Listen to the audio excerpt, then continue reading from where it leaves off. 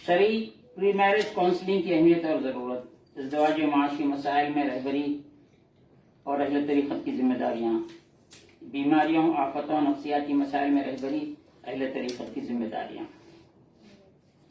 شہر کے ممتاز خانوادوں کے پڑھے لکھے اور بہترین علماء مشائخ کو دعوت دی گئی ہے۔ اب میں ان تمام چیزوں کو، یہ جو مرکزی موضوع ہے اس میں شامل کر نہایت مختصر سا خطبہ میں نے لکھا ہے۔ میں پروفیسر ڈاکٹر سید محمد تنویر الدین خدانما افتخاری، ڈائریکٹر مدرسہ صوفیہ ساگر صدر شعبہ فارسی عثمان یونیورسٹی، آپ سب کا یہاں استقبال کرتا ہوں۔ اس علمی مذاکرے سیمینار میں مرکزی موضوع شادی بیاہ کے مسائل اور اہل طریقت کی ذمہ داریاں کے علاوہ 8 ذیلی موضوعات ہیں، جن پر حیدرآباد کی مشہور خانقاہوں کے تعلیم یافتہ، علم دین سے آراستہ، علوم دنیا سے واقف نوجوان اسکالرز کو خاص طور پر مدعو کیا گیا ہے، کیونکہ آئندہ نسل کی رہبری کل انہی کے کانوں پہ آنے والی ہے۔ لہذا نوجوان فعال، جوش و جذبے کے حامل مشائخ زادوں نے ان موضوعات پر مختصر مقالے لکھے ہیں، مختصر و جامع مقالے لکھے ہیں۔ یہ مقالے انشاءاللہ شائع کیے جائیں گے۔ ان کی افادیت کے پیش نظر شائع کرنے سے پہلے اگر ضروری تصحیح ترمیم کی ضرورت ہو تو ان کی رضامندی سے اسے چھاپا جائے گا۔ اسے ایسا کارآمد بنایا جائے گا کہ لوگ شادیوں کے موقع پر دلہا دلہن اور آنے والے مہمانوں کو بطور تحفہ یہ کتابچہ پیش کر سکیں انشاءاللہ تعالی۔ اصلاح معاشرہ اور اصلاح نفس اہل طریقت کا خاص موضوع ہے۔ شادی بیاہ کے رسم و رواج ہوں یا شرعی مسائل، یہ اسلامی معاشرے کا خاص الخاص موضوع ہے۔ بغیر ازدواج یعنی شادی بیاہ، بغیر ازدواج کے نہ نسل انسانی چل سکتی ہے اور نہ معاشرہ تشکیل پا سکتا ہے۔ علماء کرام علم دین کی اشاعت میں مصروف ہیں، علم دین سکھاتے ہیں۔ علم دین کا دوسرا نام علم شریعت ہے۔ مسلمانوں کے دلوں میں شریعت کا احترام، توجہ چاہوں گا، بالکل مختصر مقالہ ہے اور ایک ایک لفظ تول تول کے لکھا گیا ہے۔ مسلمانوں کے دلوں میں شریعت کا احترام اور دلوں پر شریعت کے نفاذ کا نام طریقت ہے۔ علماء شریعت سکھاتے ہیں، اہل طریقت ان کو مسلمانوں کے دل پر نافذ کرتے ہیں۔ وسوسوں اور خواہشات نفسانی سے مسلمانوں کو بچانا اہل طریقت کی ذمہ داری ہے۔ لوگ اہل طریقت کی بات جلد مان جاتے ہیں، چاہے وہ سادہ لفظوں میں ہی کیوں نہ بیان کریں۔ آج کے اس ایک روزہ سیمینار کے غرض و غایت یہ ہے کہ موجودہ دور میں ہندوستان میں خصوصاً مسلمانوں کو روزانہ جن مصیبتوں، بن بلائے آفتوں، فتنوں، آزمائشوں کا سامنا ہے، نفسانی اور شیطانی خواہشات اور دنیا طلبی کی وجہ سے مسلم معاشرے میں شادی بیاہ سے متعلق تقریباً تمام مسائل پیچیدہ سے پیچیدہ تر ہوتے جا رہے ہیں، جنہیں حل کرنے کے لیے مسلم تنظیموں اور حکومت کی جانب سے وقتاً فوقتاً نئے نئے قوانین لائے جا رہے ہیں۔ حکومت اور مسلم تنظیمیں شادی بیاہ کے شرعی مسائل میں مسلمانوں کا استحصال کر رہی ہیں، مسائل کو حل کرنے کے بجائے استحصال کر رہی ہیں، بلکہ گمراہ بھی کر رہی ہیں، جس کی زندہ مثال 3 طلاق سے متعلق سپریم کورٹ کا فیصلہ اور حکومت کا وہ بنایا گیا قانون ہے۔ اور سپریم کورٹ کو مسلمانوں کی نمائندہ کہلانے والے شرعی تنظیم نے، جس کو مسلم پرسنل لا بورڈ کے نام سے جانا جاتا ہے، اس تنظیم نے سپریم کورٹ کو گمراہ کر کے 3 طلاق کو 9 طلاق کا فیصلہ کروا دیا، جو سراسر اسلامی شریعت میں کھلی مداخلت ہے اور یہ سلفی اہل حدیث مذہب کے مطابق ہے۔ اس طرح انہوں نے مسلمانوں کی اعتماد شکنی کی ہے اور غداری کی ہے۔ جہیز کے لین دین اور مطالبات کی وجہ سے امت مسلمہ کو نئے نئے مسائل کا سامنا ہے۔ نوبیاہتا دلہنوں اور مسلم خواتین میں خودکشی کا رجحان بڑھتا جا رہا ہے۔ یہ انتہائی سنگین مسئلہ ہے۔ گجرات کی عائشہ عارف خان کے خودکشی کے واقعے سے سارا ہندوستان بلکہ ساری دنیا ہل گئی ہے۔ جہیز کے لیے کبھی شوہروں کی طرف سے، کبھی ساس سسر کی طرف سے لڑکیوں کو جلا دینے بلکہ زندہ جلا دینے کے واقعات وقتاً فوقتاً ظاہر ہوتے رہتے ہیں۔ اس کے لیے ڈوری ایکٹ اور علماء کی جانب سے جہیز گھوڑا جوڑا کے خلاف چلائی جانے والی مہمات کا کوئی خاص اثر ہوتا نظر نہیں آتا۔ اخبارات میں رشتوں کے اشتہارات سے پتہ چلتا ہے کہ لوگ عالمہ لڑکی کا رشتہ ڈھونڈتے ہیں، جبکہ ان کے لڑکے علم دین سے نابلد بلکہ جاہل ہوتے ہیں۔ وہ ذرا سی بات پر طلاق کی دھمکی دیتے ہیں۔ اس پر طرفہ تماشا ہے کہ بعض سرپرست دلہنوں کو اپنے ماں باپ کے گھروں کو واپس بھیج دیتے ہیں تاکہ مزید جہیز مانگا جائے یا مال طلب کیا جائے۔ عائشہ عارف خان گجرات کی بھی یہی داستان ہے، جس کے شوہر کے ظلم کی وجہ سے اس سنگ دل کی خواہش پر خودکشی کرنے سے پہلے اس نے ویڈیو بنا کر اسے روانہ کیا، پھر ماں باپ کو فون پر خودکشی کے ارادے سے واقف کروا کر سابرمتی جھیل میں چھلانگ لگا کر جان دے دی۔ اس موڑ پر مجھے یہ عرض کرنا ہے کہ اگر وہ لڑکی اپنے حق خلا سے واقف ہوتی اور اسلام کی عقد ثانی کی شرعی اجازت کے فیوز کا اس کو علم ہوتا تو ایسا نہ کرتی۔ اہل طریقت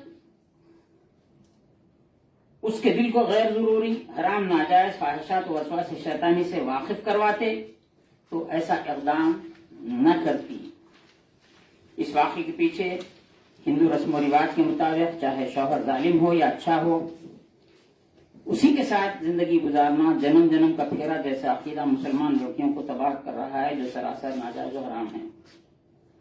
عائشہ عارف خان اور اس جیسی لڑکیوں اور عورتوں کے شوہروں کے جو ناجائز غیر منصفانہ بلکہ ظالمانہ رویے کے پیچھے جو داستانیں چھپی ہوئی ہیں، وہ اسلامی نقطہ نظر سے اہل طریقت کے نزدیک صرف اور صرف 100% نفسانی خواہشات کی پیروی کا نتیجہ ہے۔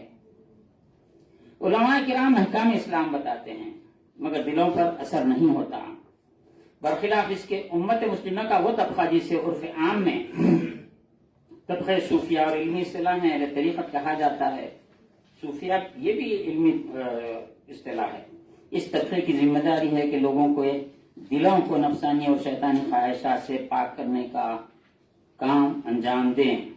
حضور اکرم صلی اللہ علیہ وسلم کی بعثت کا مقصد قرآن مجید میں تزکیہ نفس بتلایا گیا ہے۔ لقد من الله على المؤمنين إذ بعث فيهم رسولا من أنفسهم يتلو عليهم آياته ويزكيهم ويعلمهم الكتاب والحكمة وإن كانوا من قبل لفي ضلال مبين۔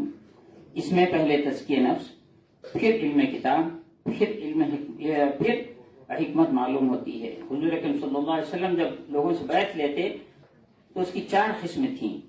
ایک بیعت تو کفر و شرک سے اسلام میں داخل ہونے کی بیعت تھی، جو تزکیہ نفس کی بیعت بھی ہے، چونکہ اس سے اس کے دل سے کفر و شرک کا تزکیہ ہو جاتا تھا۔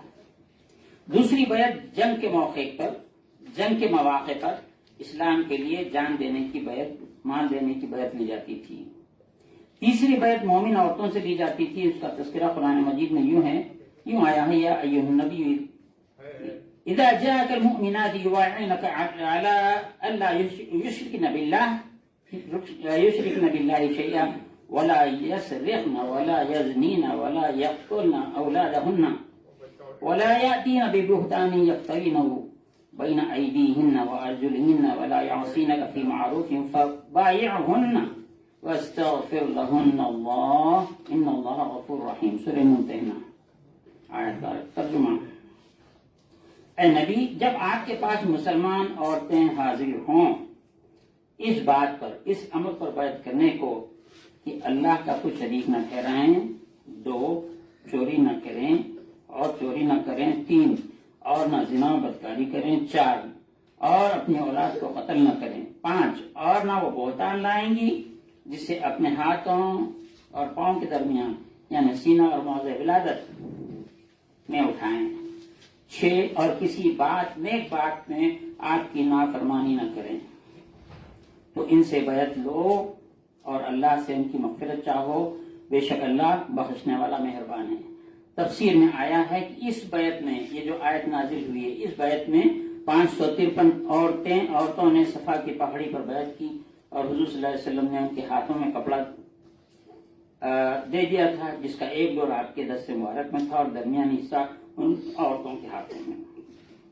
اس میں تمام مسلمان عورتیں شامل نہ تھیں، صرف وہ تھیں جو بیعت کرنا چاہتی تھیں۔ بیعت رضوان کے علاوہ کئی موقعوں پر جان و مال سے جہاد کرنے کی بیعت کا ذکر آیا ہے۔ چوتھی، علاوہ اس کے ایک اور بیعت ہے جس میں چند صحابہ کرام نے حضور صلی اللہ علیہ وسلم سے اس بات پر بیعت کی تھی کہ وہ کسی سے کسی قسم کا سوال نہیں کریں گے، یعنی نہیں مانگیں گے۔ ان میں ایک صحابی کا واقعہ ہے کہ وہ گھوڑے پر سوار تھے، ان کے ہاتھ سے ان کا کوڑا چابک نیچے گر گیا تو انہوں نے گھوڑے سے نیچے اتر کر اپنا چابک اٹھا لیا، لوگوں سے نہیں مانگا۔ لوگوں نے پوچھا آپ نے ہم سے کیوں نہ مانگ لیا، ہم نیچے تھے آپ کو دے دیتے تھے۔ تو انہوں نے کہا کہ میں نے حضور صلی اللہ علیہ وسلم سے اس بات پر بیعت کی ہے کہ میں کسی سے سوال نہیں کروں گا۔ یہ تھا بیعت کا اثر۔ حاصل کلام، اہل طریقت کے نزدیک مسلمان مرد اور عورتوں سے جو بیعت لی جاتی ہے، ہمارے پاس جو رائج ہے وہ شریعت پر عمل کرنے یعنی تزکیہ نفس کی بیعت ہے۔ سلسلہ چشتیہ قادریہ نقشبندیہ سہروردیہ تمام سلسلے دنیا میں رائج ہے، لیکن مذکورہ بالا چوتھے قسم کی بیعت بہت ہی نادر ہے۔ جیسے کوڑا انہوں نے نہیں مانگا لوگوں سے۔ چونکہ اہل طریقت کے نزدیک بیعت لینے کا رواج ساری دنیا میں آئی ہے، موجودہ دور میں اجتہادی طور پر اہل طریقت اس بات کا فیصلہ کریں کہ مرید ہونے والے مرد جوانوں سے بیعت کے موقع پر اس بات کی بیعت لیں کہ وہ جہیز نہیں مانگیں گے